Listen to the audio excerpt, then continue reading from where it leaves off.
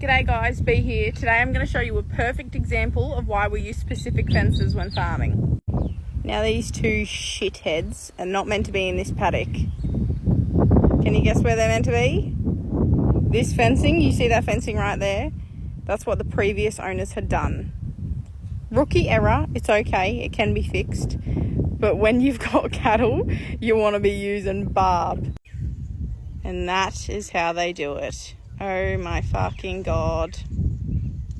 And they've just stretched the shit out of it.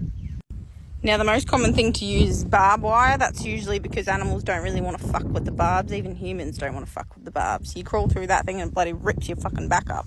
If you don't use barb, it's usually a good idea to use electric wire. Not this shit. This is insulated. You cannot electrify this stuff. And animals learn very quickly that they can crawl through it, and you end up costing yourself more money in the end, having to replace the entire thing with either electric or barbed wire. With an electric fence, there's a few options you can have. You can either have tape or you can have plain wire, which is pretty much this without the barbs. Literally, as it says, plain wire. Again, this you cannot electrify. Little lump of shit. Do not touch it.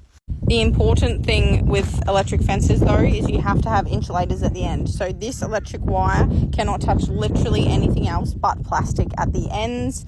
And then of course you want to have something so it's not dragging on the ground. So you've got to have these insulators at every single post.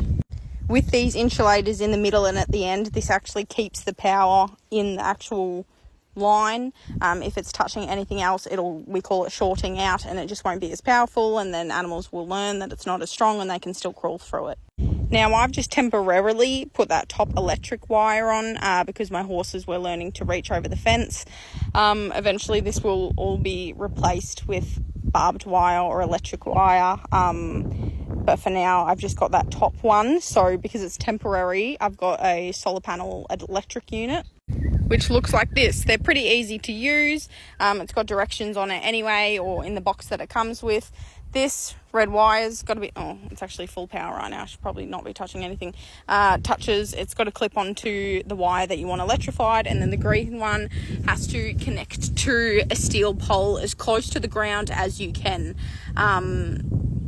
Yeah.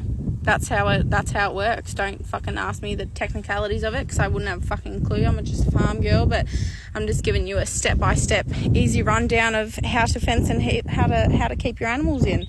It'll save you lots of money in the long run, plus your fucking sanity. Another thing I want to note is when you are dealing with fences, you want to strain them as tight as you can without snapping the wire, because if they're loose and they're floppy, animals are going to learn to just push through it. The fences that I just showed you are loose and floppy, which they all need a bit of adjusting, but when you do it, tighten them as tight as you can.